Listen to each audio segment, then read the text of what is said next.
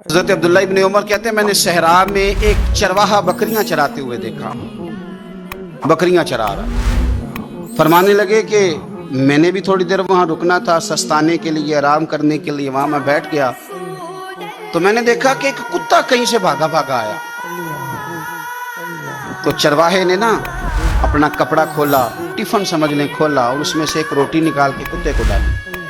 کتے نے کھائی اور پھر للچائی نظروں سے چرواہے کی طرف دیکھا، اس نے ایک روٹی اور نکال کے ڈال دی،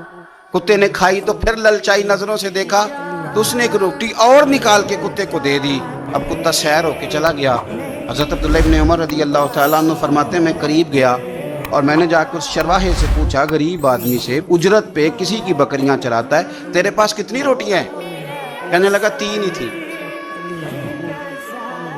وَيُؤْثِرُونَ عَلَىٰ أَنفُسِهِمْ وَلَوْ كَانَ بِهِمْ خَصَاصَةٌ، اللہ فرماتے ہیں بڑی شدید ضرورت بھی ہو تو پھر بھی اللہ کے بندے دوسروں کو ترجیح دے دیتے ہیں۔ تو حضرت عبداللہ ابن عمر رضی اللہ تعالیٰ عنہ فرماتے ہیں میں نے اسے کہا کہ تو نے 3 ہی دے دی، اب کیا کرو گے؟ کہنے لگا حضور یہ صحرا ہے،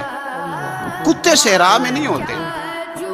کتے تو زیادہ تر آبادیوں کے قریب رہتے ہیں، یہاں کتے نہیں پائے جاتے، تو یہ مجھے دیکھ کے نا کہ میں بیٹھا ہوا ہوں تو یہ آیا تھا اس امید پر کہ کچھ ملے گا، تو حضور وہ بھوکا بھی تھا، میں نے ایک روٹی دی تو پھر لگا بھوکا ہے، دوسری دی تو پھر لگا بھوکا ہے، میں نے 3 دے دی، اس بیچارے کو پتہ نہیں کو دے گا کہ نہیں دے گا، میں تو شام کو گھر جا کے کھا لوں گا، اس لیے میں نے اسے دے دی۔ مالاں والے سخی نہیں ہوندے کہ سخیاں کول مال نہیں ہوندا، ایتھے اوتھے دوویں جہانی سخی کنگال نہیں ہوندا۔ حضرت عبداللہ ابن عمر کہتے ہیں میں جس سفر پہ جا رہا تھا وہاں سے میں واپس آ گیا، میں نے پتہ کیا کس کا غلام ہے، کہا فلاں بن فلاں کا، کہتے ہیں پہلے میں نے غلام خریدا، پھر وہ جتنی بکریاں تھی وہ ساری خریدی،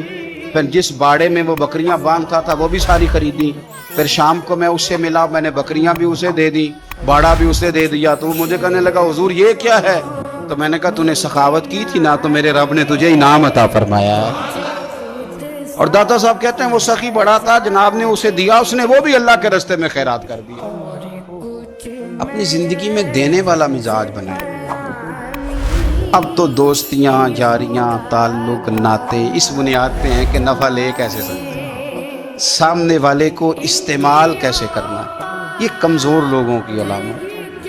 یہ چھوٹے لوگوں کی علامت، بزدلوں کی علامت۔ دلیر لوگ جو ہوتے ہیں وہ نفع لیتے نہیں۔ خیر الناس من ینفع الناس،